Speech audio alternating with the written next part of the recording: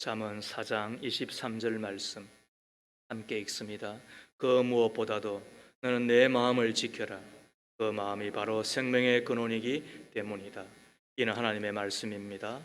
하나님 감사합니다. 아멘. 나는 마음을 지키는 사람입니까? 나는 마음을 지키는 사람입니까? 라는 제목으로 하나님의 말씀을 함께 나누기를 소망합니다.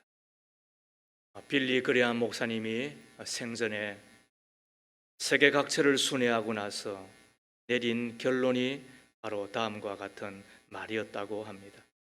세계는 오직 한 가지 질병으로 고통받고 있다. 그것은 마음의 문제이다 그랬습니다. 세계의 문제가 정치 문제이기도 하고 경제 문제이기도 하고 군사 등등의 문제로 보이기도 하지만 그러나 실상은 오직 한 가지다. 그것은 마음의 문제라고 진단을 한 것이지요. 여러분 동의하시죠?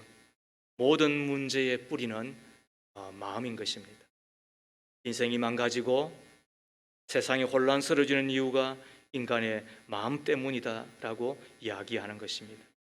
여기에서부터 인간의 모든 비극이 시작이 되는 것이죠. 그렇다면 인생의 각종 문제를 바로잡으려면 어떻게 해야 될까? 세상의 온갖 문제를 해결하려면 어디에서부터 시작해야 될까? 바로 마음이라고 이야기를 하는 것입니다. 그러므로 하나님의 사람들은 마음을 잘 관리하고 그 마음을 지켜야 된다는 이야기이지 않겠습니까? 무엇보다도 모든 것이 마음 먹기에 달려있기 때문에 그런 겁니다. 남아프리카 공화국의 전 대통령이었던 넬슨 만델라의 이야기를 우리는 기억합니다. 그가 흑인 인권 운동을 하다 투옥되었을 때의 일입니다. 자기 딴에는 정의를 위한다고 하다가 투옥되었다는 그 사실에 너무너무 억울하였죠. 게다가 감옥은 너무 열악하여 마치 지옥과 같았습니다. 그에게 변호사가 찾아와 면회를 해주었을 때 분통을 터뜨리며 이렇게 외칩니다. 여기는 지옥이에요. 여기는 지옥이에요. 그러나 시간이 흘러도 환경은 달라지지 않았습니다. 어느 날 그가 문득 깨닫습니다. 내가 복역하는 동안 환경은 결코 변하지 않을 것이다. 그래서 그가 마음을 바꾸기로 작정을 합니다. 그렇게 하니 감옥이 지옥 같기만 한 게 아니었다고 그가 느껴진 것입니다. 얼마 후 변호사가 찾아와서 다시 면회를 합니다. 아직도 수감 생활이 고통스럽습니까? 아니요, 지금은 천국이에요. 아, 그러세요? 그 사이에 환경이 많이 개선된 모양이군요. 아니요, 감옥은 그대로인데 내 마음이 변했습니다. 무슨 말인지 여러분 다 이해되시죠? 우리가 인생을 살아감에 있어서 환경도 중요하잖아요. 외부 조건도 중요하잖아요. 그러나 사실은 제일 중요한 게 뭐라고요? 그게 마음이라고 하는 이야기입니다. 우리가 육체를 갖고 있는 사람이기 때문에 외부 환경을 완전히 초월할 수는 없겠지만 그러나 마음을 잘 관리하면 환경은 변하지 아니하고 열악한 조건임에도 불구하고 살만하게 되더라. 이건 참 이상하잖아요. 근데 신기하잖아요. 그러나 이게 신비한 경험이잖아요. 그래서 옛 사람들이 이야기하고 또 우리가 알고 있는 바가 뭐예요? 마음 먹기 나름이다. 그래서 마음이 중요한 거예요. 내가 마음을 어떻게 지키느냐에 따라서 내 인생이 달라지는 거예요. 그렇죠? 그래서 마음을 우리가 잘 관리해야 되고 그 마음을 지켜야 되는 이유가 여기에 있는 거예요. 뿐만 아니라 마음이 어떠하냐에 따라서 건강한 삶이 좌우되지요. 예전에 영국의 과학 잡지인 뉴 사이언티스트에 실린 글에 보면 밝고 따뜻한 햇살을 받으며 사는 사람이 잿빛 하늘 아래에서 사는 사람들보다도 훨씬 더 건강하더라는 내용입니다. 이 글에서 영국에서 조사된 건강 실태를 샘플로 우리에게 보여주었는데 햇빛을 보기 힘든 프랑스의 북부 지방인 칼레 지방에 거주하는 주민들은 남부 피레네 지방에 사는 주민들보다도 소화계통의 암이나 강경변에 걸릴 확률이 3배나 더 높은 것으로 나타난 것이지요. 뿐만 아니라 자살 건수도 햇빛살을 받지 못한 사람들이 훨씬 더 많더라라고 이야기를 하는 것입니다. 많은 학자들이 동의하는 바가 뭐냐 하면 햇살과 건강에는 일정한 관계가 있더라. 그러면서 그 이유가 뭐냐고 설명을 하면서 환경이 어두우면 사람의 마음도 어두워지기 때문이다라고 이야기를 한 것입니다. 그러므로 환경 따라서 마음이 변하는데, 근데 중요한 이야기는 뭐라고요? 그 마음에 따라서 건강이 좌우되더라라고 하는 이야기잖아요. 착한 사람이 건강하게 오래 산다는 이야기도 들어보셨죠? 중국의 고전의학서인 황제내경에 의하면 마음이 깨끗하고 순진하면 진기가 자연스럽게 흐르고 마음을 평안하게 유지하고 욕심을 부리지 않으면 병에 걸리지 않는다, 이런 이야기를 한 것입니다. 7,000명을 대상으로 9년간 진행된 예일대학교의 연구 결과도 동일한데 이러합니다. 주위 사람들과 원만하게 지내고 남을 기꺼이 돕는 사람은 남에게 해를 끼치더라도 자신의 이익을 확보하려는 사람보다 건강 상태가 훨씬 좋았고, 부자가 전자보다도 1.5배 혹은 2배가량 사망률이 더 높더라고 이야기하는 것입니다. 그런 의미에서 착하게 살아야 될 이유, 다시 말하면은 악하게 살 건가? 착하게 살 건가? 바로 이 시간 와서도 말이죠. 내가 예배를 잘 드릴 것인가? 아니면은 그냥 시간 때우고만 갈 건가? 지금 이런 사람들이 있을 수 있잖아요. 왜? 좀 보이잖아요, 이렇게. 그런데 그거는 끝내는 누가 영향을 받는다? 자기가 영향을 다 받는다. 하물며 내 하나님 앞에 착한 마음을 갖고 사는 것이야말로 자기가 건강하게, 자기가 행복하게 살아가는 것, 그거 자명하잖아요. 어떻게 된다고요?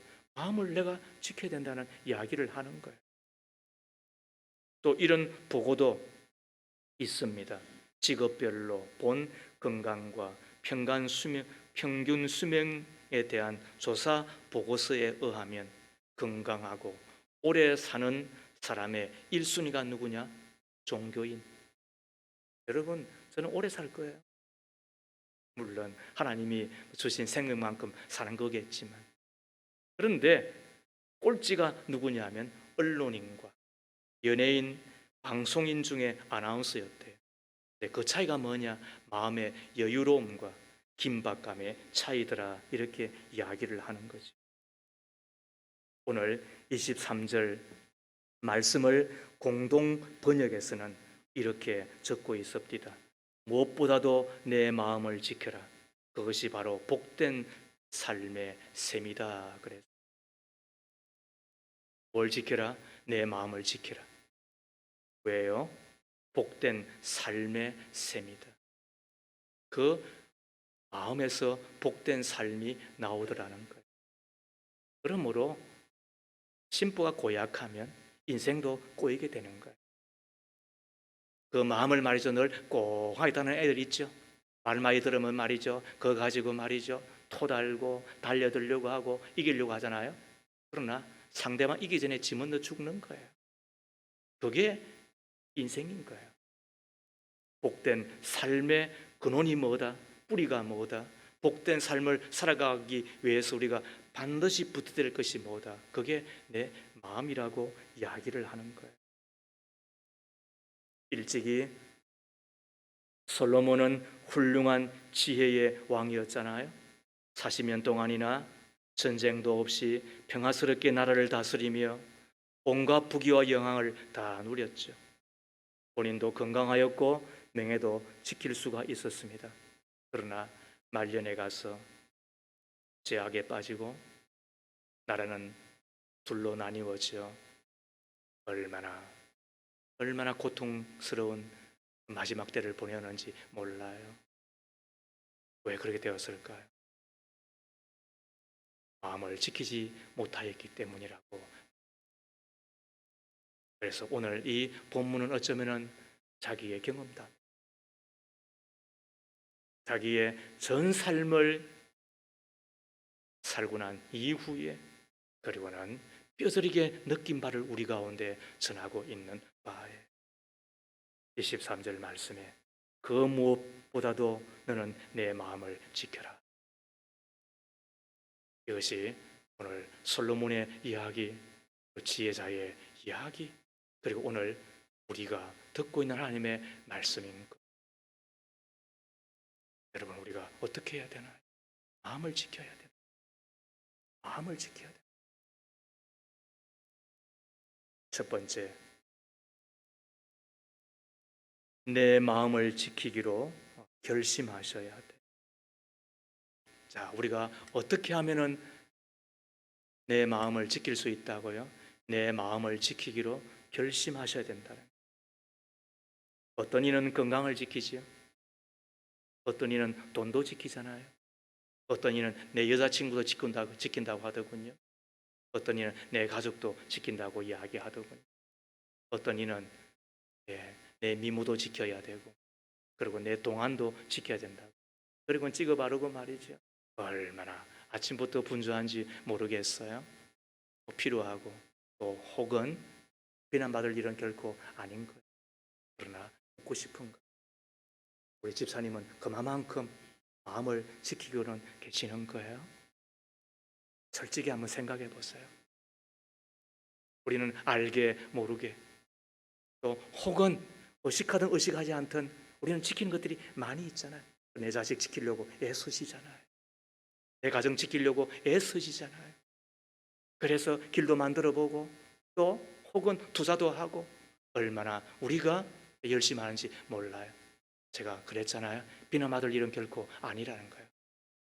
그러나 그만큼 내가 내 마음을 지키려고 애는 쓰시느냐는 거예요.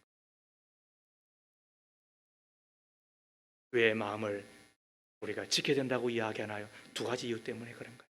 하나는 그 마음이 중요하기 때문에, 두 번째로는 그 마음이 공격을 받기 때문에 그런 거예요. 23절 하반절에 그 마음이 바로 생명의 근원이기 때문이다. 이게 무슨 말이에요? 마음을 지키면 사는 거예요. 마음을 지키지 못하면 죽는다는 뜻인 거예요.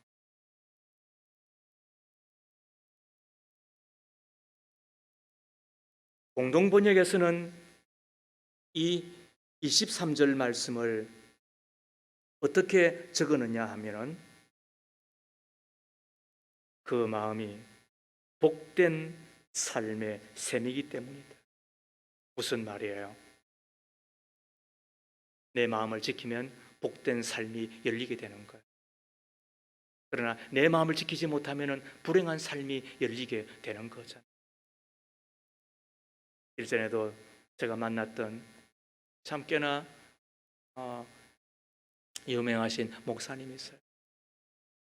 그런데 그분이 목회하는 가운데 화를 참지 못하고 그런 새벽 기도를 마치고 돌아가는데 혈기를 내었어요. 주변에 있는 분들이 깜짝 놀랐죠. 어이구, 우리 목사님 왜 저러시나. 그런데 어떻게 가기 위하여 버스 정류장에 서 계시는데 차가 와가지고 그대로 쳐버린 거예요. 그리고는 옆에 있는 벽에 부딪혔죠. 그리고는 그것 때문에 마지막 돌아가실 때까지 고생을 하셨어요. 제가 그분을 만났을 때 제가 30대였는데 그분이 이야기하더군요. 이 목사 신경질 내지 마. 혈기 내지 마. 화내지 마. 왜 그래요? 마음을 지키지 못했기 때문에 그런 거예요. 거기에 생명이 있는 거예요. 거기에 건강이 있는 거예요. 거기에 복된 삶이 있다는 것을 나중에야 깨닫게 되는 거예요. 그런데도 불구하고 두게 하는 젊은이들은 이걸 몰라요. 까불까불 거리는 거예요. 머리를 쳐들거나 또 혹은 말이 고개를 푹 숙이고서는 자기의 마음을 지키지 못하는 거예요. 너무나도 안타깝잖아요. 살살살 달래야 되는데 저는 잘 그런 걸 못하는 거예요. 아마 제 자식 같았으면 깃방망이 세려버렸을 거예요. 왜? 너 이러면 죽는다는 거예요. 그런데도 불구하고 우리는 이 사실을 잘 몰라요. 마음을 지켜야 될 이유가 첫 번째가 뭐라고요? 그거는 중요하기 때문에. 거기에 생명이 있고 거기에 건강이 있고 거기에 행복이 있고 거기에 복된 삶이 있다는 거잖아요. 뿐만 아니라 우리의 마음을 공격하는 것이 있다고 성경은 이야기합니다. 내가 사랑하기로 작정을 했어요. 그런데 내 마음을 빼앗기 위하여 공격에 오는 뭐가 있어. 내가 선하게 살기로 내 마음을 작정했어요. 그런데 그 마음을 빼앗기 위하여 공격에 오는 무언가가 있는 거예요. 우리는 지난주에 말씀을 들었잖아요. 그게 뭐예요? 나는 복의 사람인가? 예배 안 드린 사람이야. 이 무슨 말인지도 잘 모르잖아요. 복을 받았느냐 안 받았냐는 그거는 그 다음의 문제예요. 왜? 복은 따라오는 것이지 내가 받는 것은 그 다음의 문제라니까요. 누가 복의 사람이라고요? 하나님의 말씀을 듣는 자예요. 왜? 하나님은 모든 기적을 행할 때 먼저 말씀부터 보내기 때문에 그래요. 모든 현상을 변화시킬 때에 하나님은 말씀부터 보내는 거예요. 하나님의 일을 하시기 전에 하나님은 먼저 말씀부터 보내는 거예요. 그리고 그 말씀을 붙들고 내가 들으면 하나님이 하시는 일이 내 가운데 임하는 거예요. 그래서 말씀을 듣는 자가 되어야 되는 거예요. 그리하면 하늘의 복과 땅의 복과 내 인생을 하나님의 복은 달려와서 나를 따라오게 되는 거예요.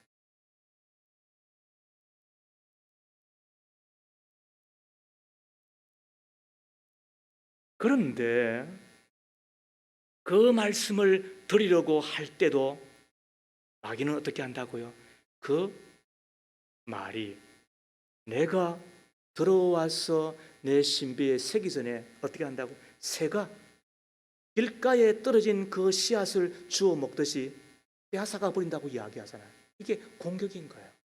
그래서 말씀 앞에 교만하면 100% 넘어지는 거예요. 말씀 앞에 아는 척하면 100% 넘어지는 거예요. 하나님의 말씀 앞에 내가 뭐 이 정도야 그렇게 여기면 100% 넘어지는 거예요. 하나님은 가장 싫어하는 가운데 하나가 뭐냐면 장담하는 거예요. 내 힘으로 스스로 살겠다고 여기는 것만큼 하나님은 미워하고 싫어하는 것이 없는 거예요. 저도 여러 번 당하잖아요. 왜 그런가?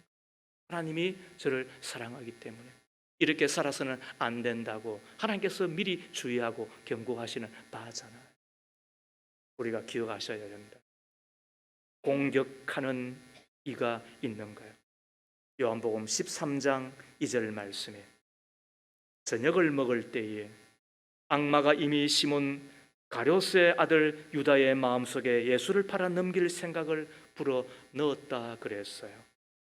누구에게? 가롯 유다에게. 그에게 뭘 넣었다? 예수를 팔아버릴 생각을 넣었다 그러는 거예요. 누가? 그게 악마라고 이야기하는 거예요. 그리고는 그의 마음을 싹 빼앗아 가버리고 마는 거예요. 그때에 가룟 유다가 어떻게 했어야 되는 거예요? 더러운 생각아 물러가라 이렇게 아마 선포하고 그리고는 그 악마의 공격을 딱 막았어야만 했었다. 그런데도 불구하고 그냥 그대로 받아들이자. 그 공격 앞에 그냥 100% 노출되어 버리는 거예요. 그와 동시에 어떤 일이 일어납니까? 그는 태어나서는 안 될 사람, 차라리 태어나지 말아야 될 사람, 안 태어났으면 지옥도 안 가잖아. 그런 사람이 있잖아요. 그런데 태어나서 지옥 가는 거예요. 여러분, 지옥은 구경도 가서는 안 돼요. 하루도 소풍 가서도 안 되는 거예요. 그런데도 불구하고 가룟 유다는 그 공격을 받아 어떻게 한다고요? 그는 차라리 태어나서는 안 될 사람이 되고 마음을 지키지 못하고 만 것이지요. 얼마나 불행한 거예요. 에베소서 4장 26절과 27절에도 화를 내더라도 죄를 지는 데까지 이르지 않도록 하십시오. 해가 지도록 노여움을 품고 있지 마십시오. 왜? 악마에게 틈을 주지 마십시오.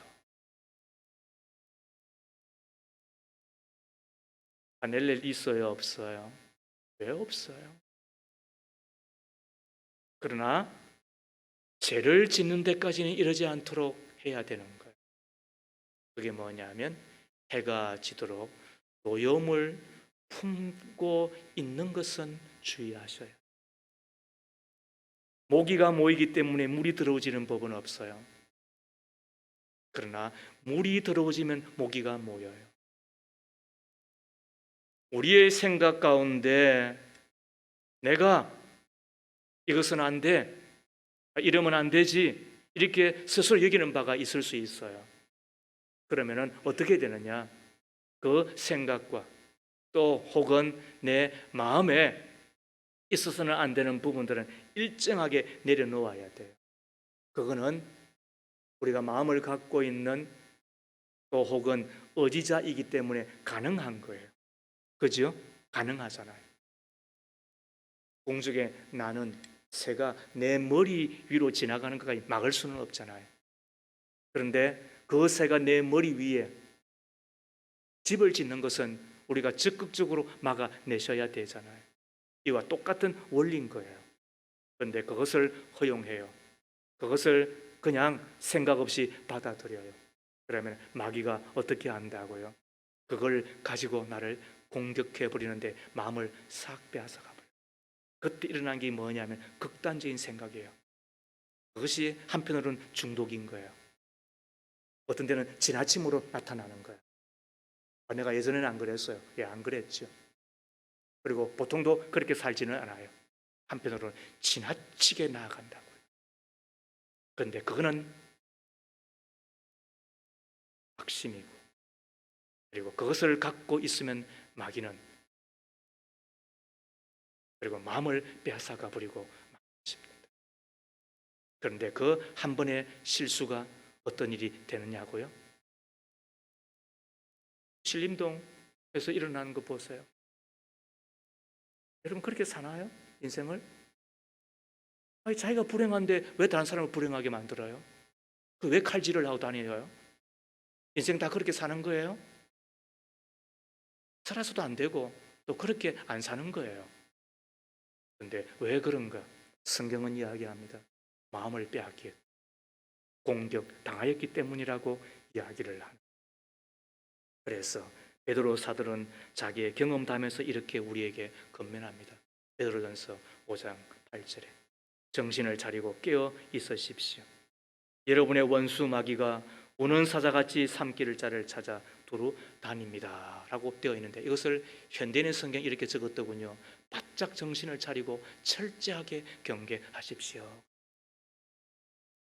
여러분,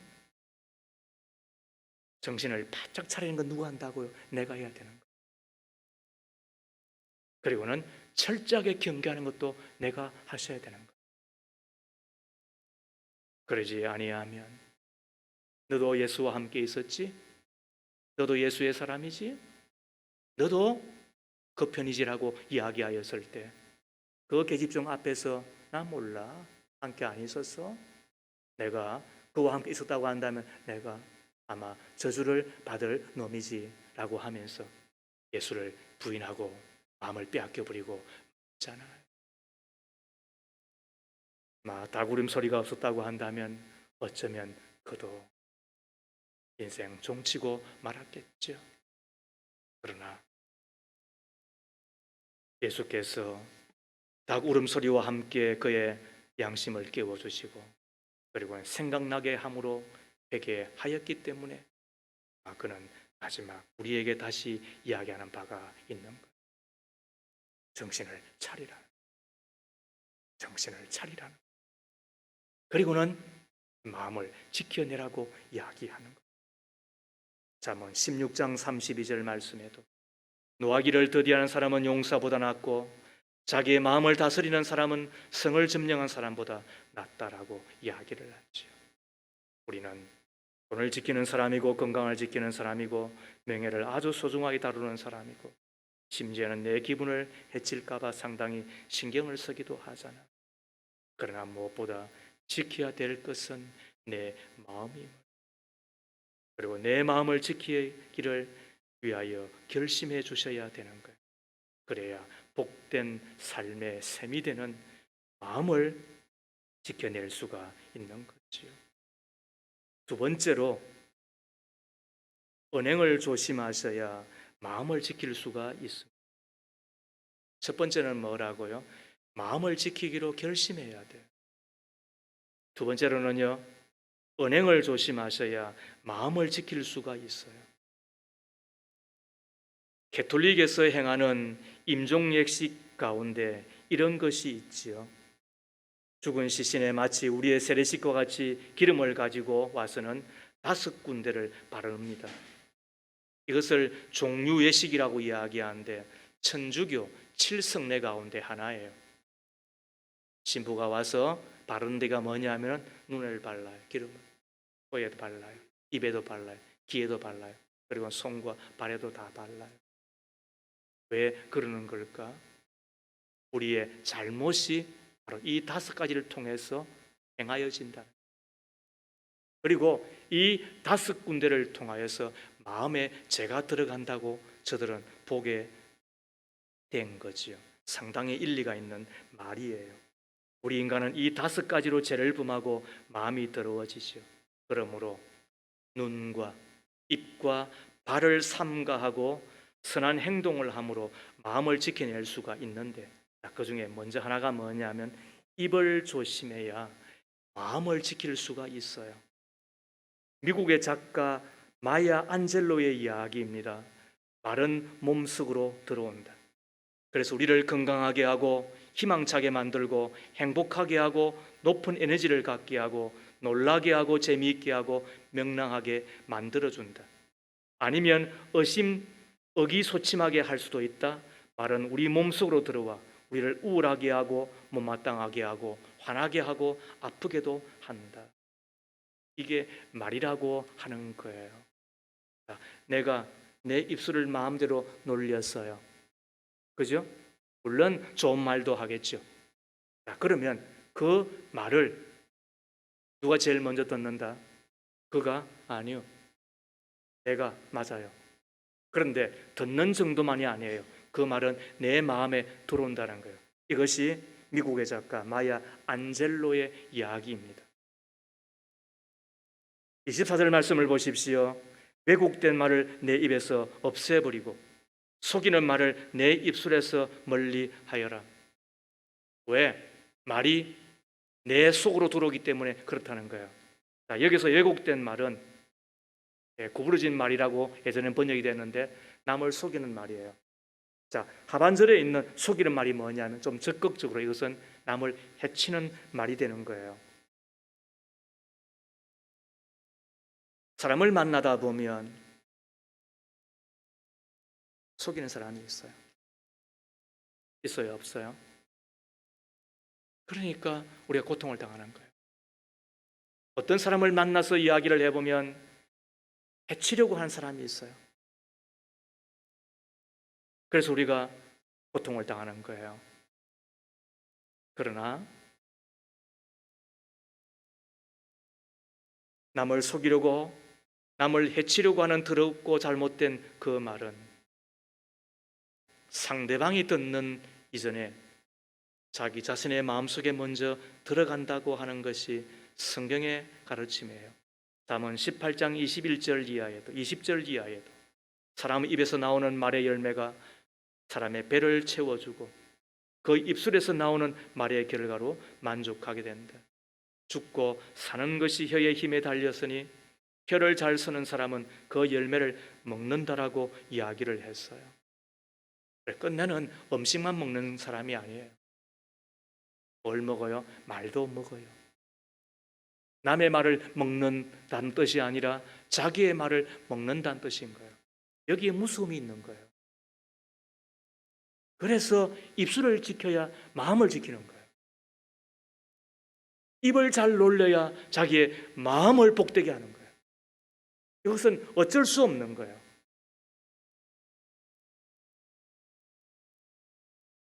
미국의 사상가 에머슨이 했던 이야기를 들어보시겠습니까? 천사의 말을 하면 천사가 찾아온다. 그러나 악마의 말을 하면 악마가 찾아온다. 우리는 여기에서 우리의 자녀들에게 대학 보내려고 이야기하잖아요. 그렇다고 하더라도 하나님의 은혜로 길을 열어주셔야 되는 것이지만, 아무튼 부모의 자식을 위한 그 마음은 어떤 때는 참 저절로 머리가 숙여질 만큼 대단한 것 같아요. 특히 한국인들은 아마 더 그런 것 같아요. 경화를 보냅니다. 그러나 학원 보내고 혹은 학교 보내는 것만큼 어쩌면 그보다 더 중요한 게 뭐예요? 그는 말로 축복하는 것 아니에요? 그래서 내가 내 자녀를 위하여서 복된 말을 하고 나면 그 말이 내 자녀의 앞길을 이끌어가는 거잖아요. 그래서 잘 되는 아이가 있어요. 어쩌면 부모의 덕이에요.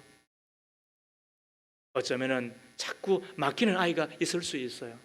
그거는 부모의 말 때문이 아닌가 하는 생각을 해보게 됩니다.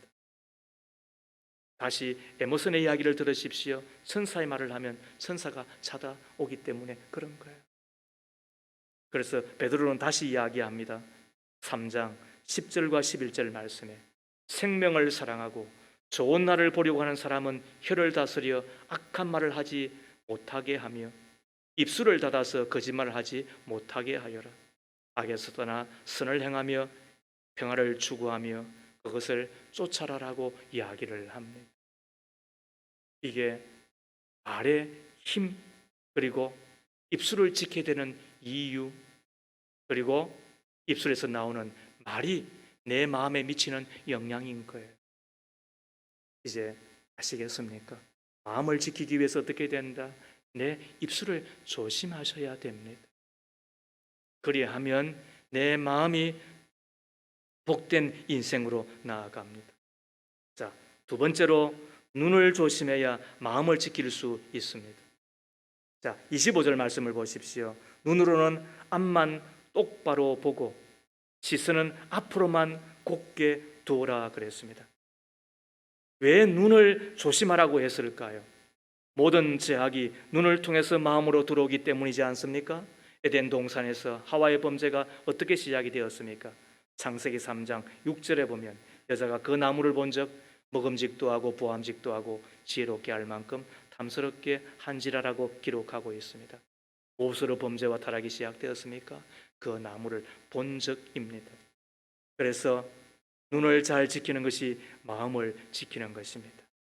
이스라엘의 성군 다윗이 어떻게 타락이 시작이 되었습니까? 사무엘하 11장 2절에 의하면 저녁 때에 다윗이 그 침상에서 일어나 왕궁 지붕 위에서 거닐다가 그곳에서 한 여인이 목욕하는 것을 보게 됩니다. 타락은 거기에서부터 시작이 되었습니다. 그리고는 마음에 품게 되었고 부르게 되었고 행동하게 된 것입니다. 이 25절 말씀을 공동번역에서 이렇게 적었더군요. 한눈 팔지 말고. 그래서 공동번역은 성경 가운데서도 우리가 가장 이해하기 쉬운 번역본 가운데 하나. 한눈 팔지 말라는 것. 그리고 똑바로 앞만 내다 보아라. 이것이 성경이 우리에게 마음을 지키는 두 번째 방법으로 어떻게 하라고요? 보는 것을 조심. 볼 수 있다고 다 보는 거 아니에요. 보인다고 다 보는 거 아니에요. 어떤 데는 전철을 타고 이렇게 주변을 두리번 그려보면 왜 우리나라 사람들이 스마트폰에 저렇게 빠져 있는지. 그런데 그거 보는 것이 패션 혹은 웹툰이라고 하는 만화 혹은 말이죠 뭐 갤러리에서 사진. 솔직히 말해서 유수 있는 사람들도 별로 없어요. 뭐 글 읽는 사람들도 거의 없어요. 전부가 다 드라마 보고 뭐 스포츠 보고 혹은 말이죠, 뭐 이런저런 뭐 짧은 동영상 보면서 그렇게 영양가 없는 그 시간을 그렇게 눈에 빼앗겨서 마음을 저렇게 그렇게 마음을 다 내어놓고 있는가, 그런 생각 앞에 너무너무 왜 인생을 저렇게 사나? 왜 인생을 저렇게 사나? 저 귀한 시간들을. 제가 아는 바로는 우리 두 아이는 게임을 안 해요. 안 해야 돼요. 저 일평생 게임을 한 적이 없어요. 지금도 없어요. 그러면은 뭐 컴퓨터 앞에 앉아 있으면 이상한 거 보느냐? 안 봅니다. 한 번 앉으면 저는 6시간, 7시간씩 그 자리에서 일어나지 않습니다. 그게 제가 공부한 태도이고 제가 글을 읽는 제 태도예요. 그런데도 불구하고 그 시간들을 빼앗겨버려요. 얼마나 악한 놈인지 말인지 몰라요. 젊은이들 가운데서 얼마나 정신을 못 차려 살아가는지 몰라요. 이게 지금 한국인의 실상인들인 거예요. 안타까움을 금할 수가 없어요. 왜 그래요? 거기에서 들어오는 그 보는 것 때문에 다 들어오는데 대학 보내면 뭐합니까 여러분? 그 아이 진짜 영양가 없는 아이가 되고 있는데, 제 아이가 좀 멀리 있을 때도 절대로 방어될 수는 없다. 이런 단 한 가지예요. 어떻게 내가 너를 믿느냐는 거예요. 그래서 기숙사에 한 학기 있는 것, 그것마저도 매우 조심시켰어요. 이유는 단 한 가지예요. 마음을 지켜주기 위하여서. 이미 뭐 전설처럼 이야기잖아요. 제 아이들한테 고등학교 졸업할 때까지 전 스마트폰 안 사줬어요. 여러 가지 이유가 있겠지만, 그러나 이스라엘의 그 유명한 학자에 의하면 지금 내가 열심히 공부를 하고 있다 하더라도 스마트폰에 한 번 마음에 딱 가버리면 그것을 다시 마음을 내가 찾아서 다시 원위치시키는데 얼마나 많은 노력을 기울여야 되는지. 이게 여러분 우리들이에요. 그런데도 불구하고 정신을 빠뜨리고 저 뒤에 있는 사람 봐봐요. 지금 그렇잖아요. 여러분, 인생은 그렇게 사는 게 아닙니다. 여러분, 인생은 그냥 뭐 눈에 보이는 대로 그렇게 살아가는 거 그거 아니에요.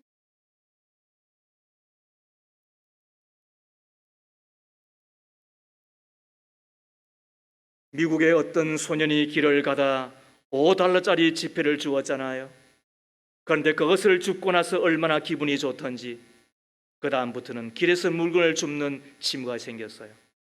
그래서 길을 갈 때마다 두리번거리며 땅만 쳐다보았는데 그가 주운 것을 보면 단추 29,000개, 머리핀 54,000개, 수북이 쌓인 수천 개의 동전, 그의 자질구레한 것들 잔뜩이었다는 거예요. 그는 늘 땅만 쳐다보면서 다녔어인지 키도 제대로 자라지 않고 허리도 구부정해 버렸어요. 그의 인생은 결국 땅에 떨어진 물건만 주우려 다니는 넝마주의로 끝나고 말았죠. 스위스의 교육가 페스탈로치의 이야기를 들으십시오. 눈이 밝으면 전신이 밝다. 그러나 눈이 어두우면 전신이 어둡고 그 하는 모든 일도 어두움에 속한다. 우리가 눈을 조심해야 돼요. 오늘부터 제대로 잘 살려면 스마트폰 줄이십시오. 그리고 보는 거 줄이십시오. 그리고 좋은 것 보도록 힘을 쓰고 애를 쓰십시오. 이것이 우리가 마음을 지키고 복된 삶을 살아가는 길이 되는 것입니다. 세 번째, 발을 조심해야 마음을 지킬 수 있습니다. 가는 것을 조심하고 만나는 사람을 조심해야 마음을 지킬 수 있다는 이야기입니다.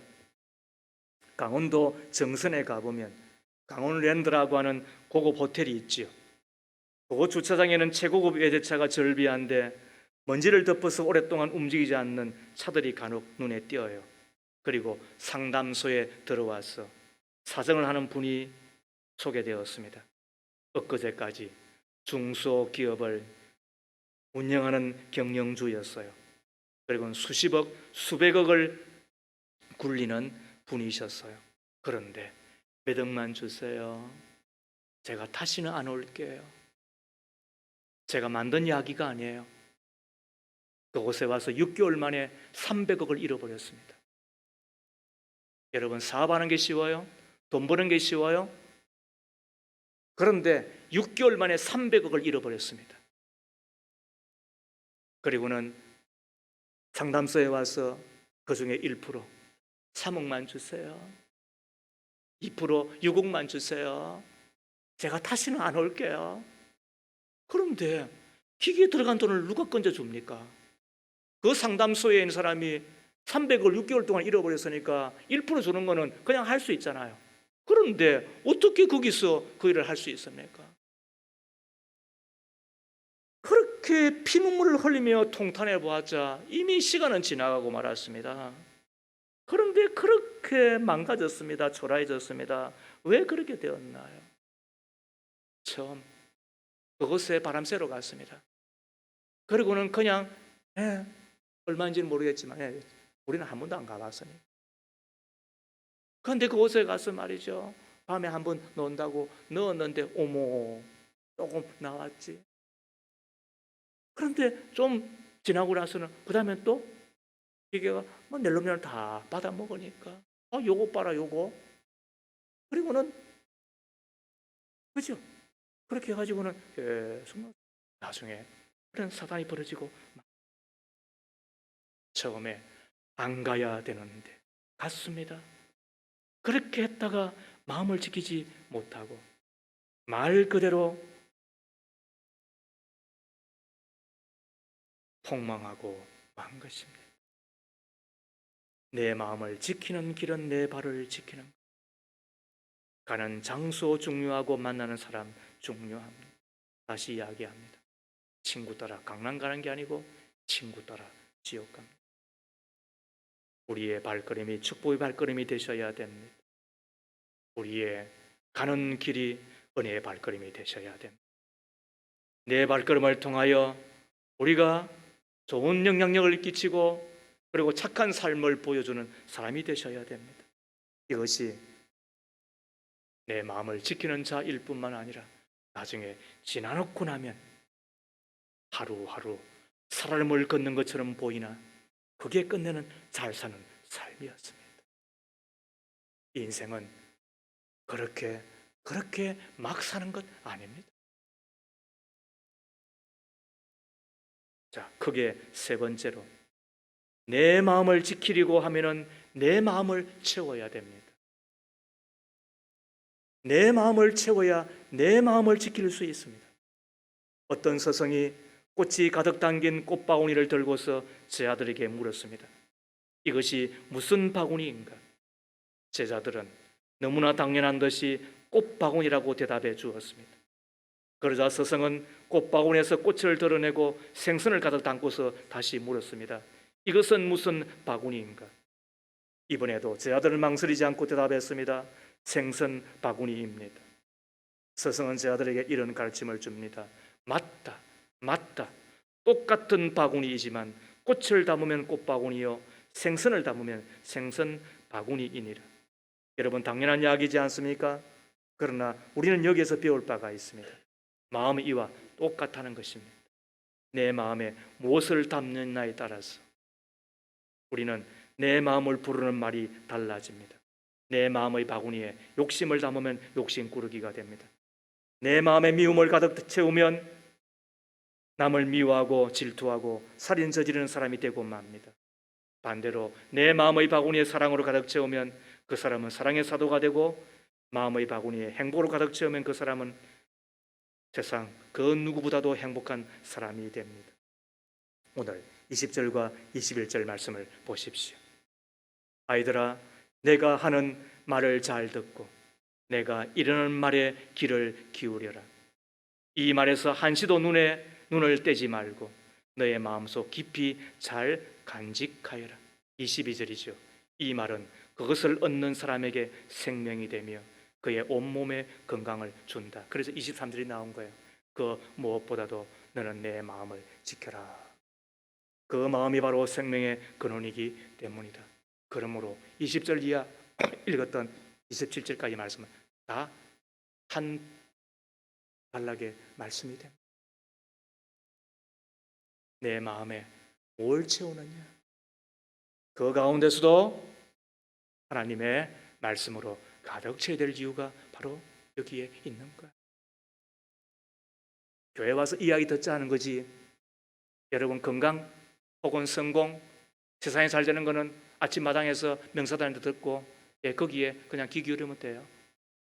하나님의 교회 와서는 생명의 말씀 드려요. 하나님의 교회 와서는 예배드리고 기도하고 그리고 하늘을 바라보고 우리 가운데 조희종을 통하여 혹은 교회를 통하여 아니면 직접적으로 성경에 기록되는 완전하고도 전혀 부족함이 없는 하나님의 말씀 우리가 듣고 내 마음에 채우셔야 돼요. 그래야 어떤 일이 벌어지는가? 골로새서 3장 16절 이하에 그리스도의 말씀이 여러분 가운데 풍성히 살아있게 하십시오. 온갖 지혜로 서로 가르치고 권고하십시오. 감사한 마음으로 시와 찬미와 신령한 노래로 여러분의 하나님께 마음을 다하여 찬양하십시오. 이것이 에베소서 5장에서의 성령 충만의 말씀과 골로새서 3장의 말씀 충만의 말씀과 똑같은 병행 기술이에요. 무슨 이야기냐? 성령 충만하면 감사하고 찬양하게 되는 것처럼 우리가 말씀으로 내 마음을 가득하게 채우면 어떤 일이 벌어진다? 감사하고 찬양이 일어난다는 그 뜻인 거예요. 성경은 이렇게 읽는 거예요. 그러므로 성경은 통시적으로 읽지 아니하면 안 되는 거예요. 성경 끝까지 전부를 다 읽고 그리고는 수백 번을 읽고 난 이후에 다시 신학을 배우고 그러고 나서 이것이 어떤 뜻인지를 우리가 아는 거예요. 그게 사도적인 권위예요. 제가 사도적인 권위가 있다는 이야기를 하는 게 아니에요. 그 사도적인 권위로 우리에게 전하여진 하나님의 말씀을 여러분 가운데 지금 풀고 있다는 뜻을 이야기하는 거예요. 하나님의 말씀으로 내 마음을 가득 채우면 성령의 금 하나님의 말씀이라고 했으니까 그 말씀을 보시고 내 안에 성령께서 충만하게 임하시고 그리고는 그때 내 마음에 뭐가 감사와 내 마음에 찬양이 가득 사는 길은 이것밖에 없어요. 그러므로 진짜 잘 사는 길을 복된 인생을 걸어가는 우리가 되는 이 길을 우리가 찾으셔야 되죠. 그러므로 우리가 살기 위해서는 어떻게 해야 되는가? 하나님의 말씀이에요. 하나님의 그 말씀을 내 안에 가득 채우셔야 시편 19편 7절과 8절 말씀에 주님의 교훈은 완전하여서 사람에게 생기를 복두두어 주고 주님의 증거는 참되어서 어리석은 자를 깨우쳐 준다. 주님의 교훈은 정직하여서 마음의 기쁨을 주고 주님의 계명은 준수하여서 사람의 눈을 밝혀준다. 아멘. 그렇습니다. 지혜 주어요. 그리고 그 말씀 내 안에 기쁨을 주는 거예요. 그리고 내 안에 생기를 이게 하나님의 말씀인 거예요. 내 마음을 지키는 길 뭐가 있어요? 내 마음을 어떻게 지켜야 되는 거예요? 이제 말씀을 마치겠습니다. 2018년 9월 7일 새벽 2시 12분쯤 충남 천안의 한 아파트 엘리베이터 안에서 35세 젊은 검사가 숨진 채 발견이 되었습니다. 밤늦게까지 사건을 처리하고 관사로 서던 아파트로 귀가하던 길이었는데 현장에 도착한 119 요원이 심폐소생술을 했지만 그는 눈을 뜨지 못하였습니다. 부검 결과 사인은 가로사로 추정되었습니다. 그는 30살 아내 스모 씨와 3살배기 아들을 남겼습니다. 장례를 마친 아내가 남편이 남긴 물건을 정리하다 낡은 수첩 하나를 찾았는데 다 해진 그 가죽 수첩 안에 마인드 세팅, 마음가짐이라는 제목의 글이 있었던 거예요. 그곳에 보니까 항상 남을 배려하고 장점만 보려고 노력하자. 죽은 고 이상돈 검사 35살밖에 되지 않았는데 이 젊은이가 이런 글을 적었어요. 항상 남을 배려하고 장점만 보려고 노력하자. 언제나 밝은 모습으로 지내자. 내 주변 사람들에게 언제나 친절하고 애정을 보이자. 이런 열정적이며 완벽하게 하자. 생각을 바르게 그리고 똑똑하게 하자. 감사하자. 감사하자 그리고 겸손하자. 살면서 스스로 지키고자 다짐했던 일종의 십계명이었습니다.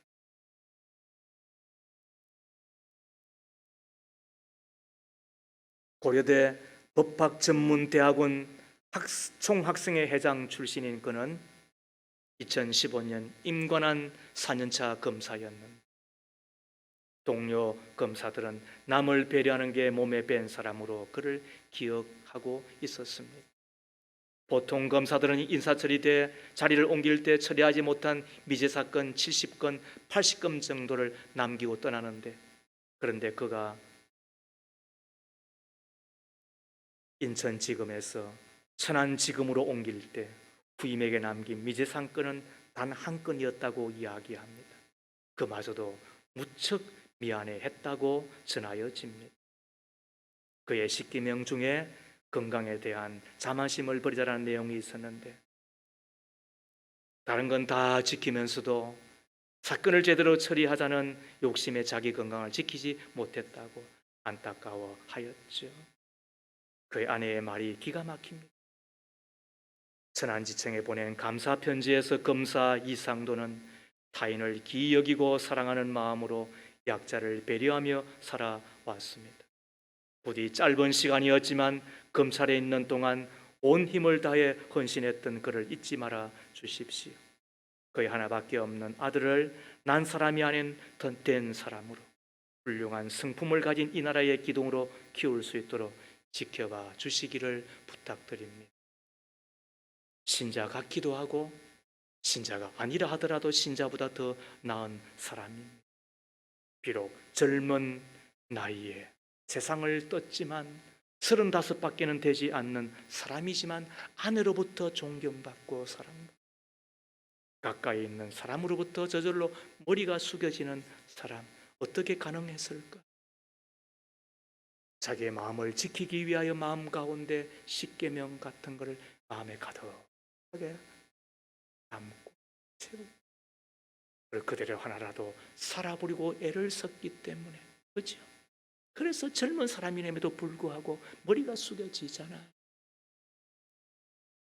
인생은 이렇게 사는 것. 멋지게, 폼나게, 향기나게, 냄새나지 아니하고 똥꾸러기 나지 아니하고, 어떤 인간을 보면 진짜 저게 뭐야 저 새끼 저거, 우리가 그런 소리 저절로 나오잖아요. 목사도 이런 이야기 하는데 여러분 같으면 도하지 뭐, 왜 그래요? 마음을 지키느냐 지키지 않느냐. 내 마음은 소중한 거니까 지키기로 결심하십시오.